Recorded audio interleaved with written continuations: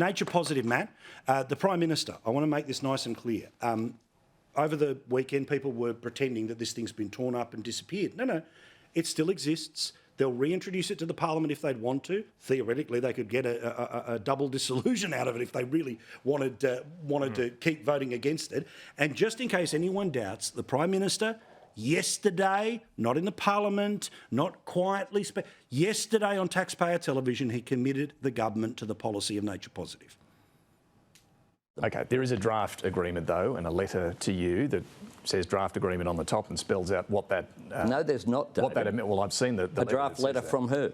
A draft agreement from Tanya Plibersek to the Greens laying out the amendments. Well, there's no draft agreement to me. Just to be clear, you're saying you weren't aware that the Minister had written a draft agreement letter to the Greens laying out... Well, we were negotiating through a series of legislation. 45 pieces of legislation went through. Now, Matt, we talked about it before. Give us an idea what this legislation is, because you and plenty of others can campaign on it at the next election. It has not been torn up. It is still their first principle. It is still their intention to make it law. What is it?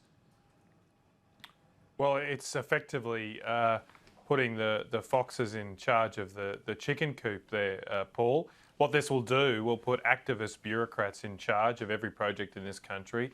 And so we just saw a small window into that when the current Minister of Environment, who seems to be doing a good job imitating an activist, stopped a $1 billion gold mine because of concerns about a mythical bee. It's not even they're not even impact on a real bee. It's an impact on a story about a bee. I mean, this is what's going to happen if we let those bureaucrats providing that advice actually make the final decisions, and that's what this bill would do.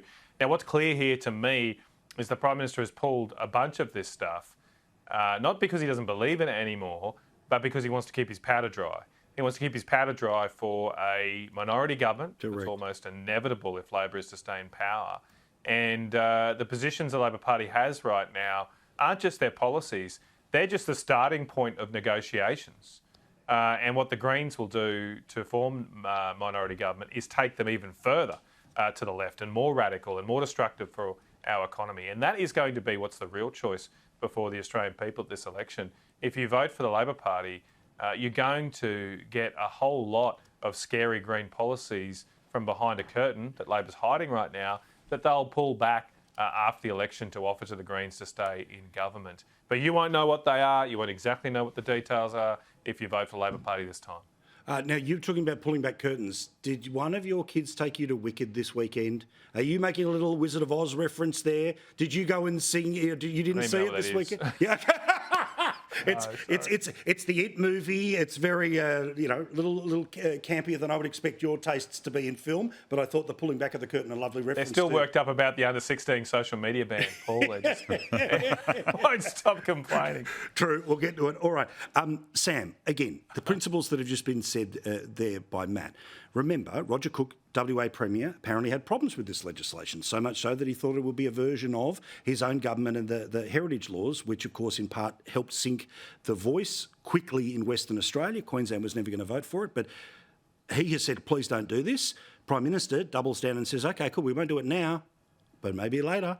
So, look, my understanding was that the Prime Minister said he wanted to negotiate this through with the Liberal Party and the Coalition and had some sort of agreement, or Tanya had some sort of agreement with the Greens, which he said, no, he wanted to make this a bipartisan thing.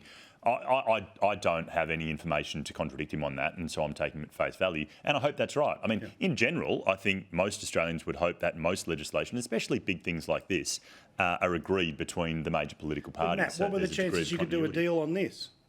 Sorry to interrupt, but yeah, what are the chances you could touch? I mean, this is the Labor Party's policy. It's their policy. It remains their policy, as you said, Paul. So you can, as Sam said, only take people on their face value. So if you vote for them, they're going to try and implement it. And I think what's worse is with the risk of the minority government might even be made worse.